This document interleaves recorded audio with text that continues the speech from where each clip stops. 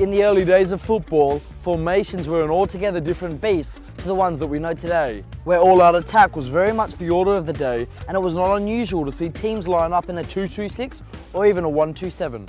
As the game became more professionalised, the first proper formations could be seen to emerge. Preston won the first English League title playing a 2-3-5 pyramid formation, which employed a centre half to provide a pivot between defence and attack.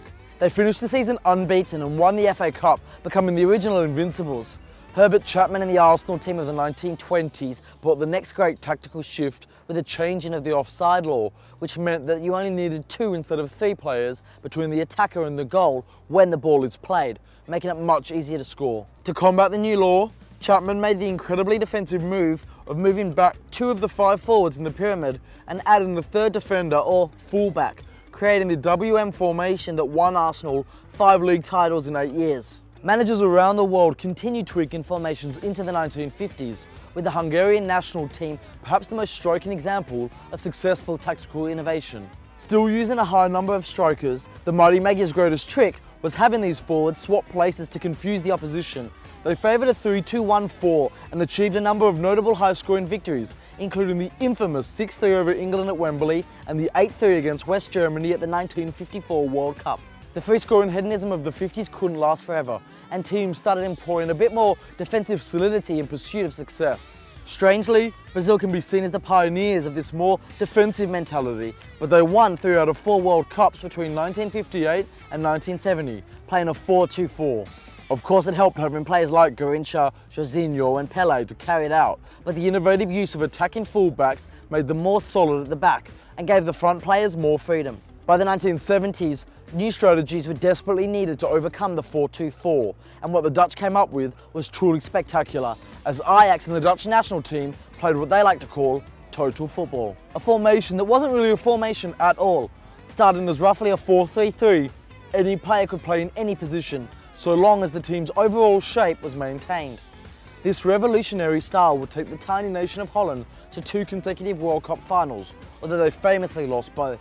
Despite the innovative brilliance of the Dutch, it was the more prosaic, structured West Germany and Bayern Munich teams that were ultimately more successful in the late 1970s. And the trend for more defensively minded play continued into the 80s, with Italy winning the 1982 World Cup with their famous catenaccio or door bolt style, which roughly translates to a 1-3-3-3 with a deep lying, purely defensive sweeper as key. The philosophy being, you can't lose if you don't concede.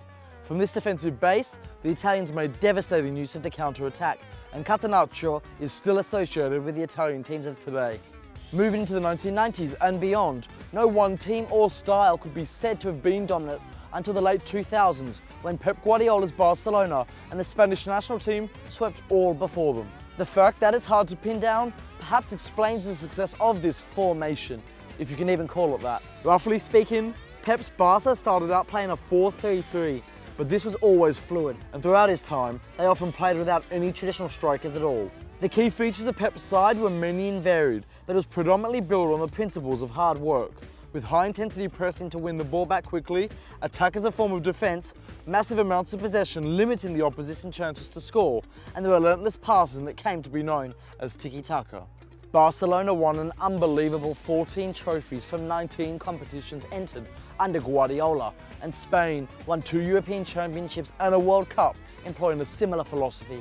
Since that, several teams have enjoyed success playing a variety of different ways, including Jurgen Klopp's heavy metal football at Dortmund, Jupp Heynckes' balanced approach to Bayern, Ancelotti's thrilling counter-attacking with Real, and then Barca's resurgence under Luis Enrique, playing more direct and utilising the talents of their peerless front three, Messi, Neymar and Suarez. As for what's next, well, who knows? Leave a comment below and tell us how you see football tactics evolving.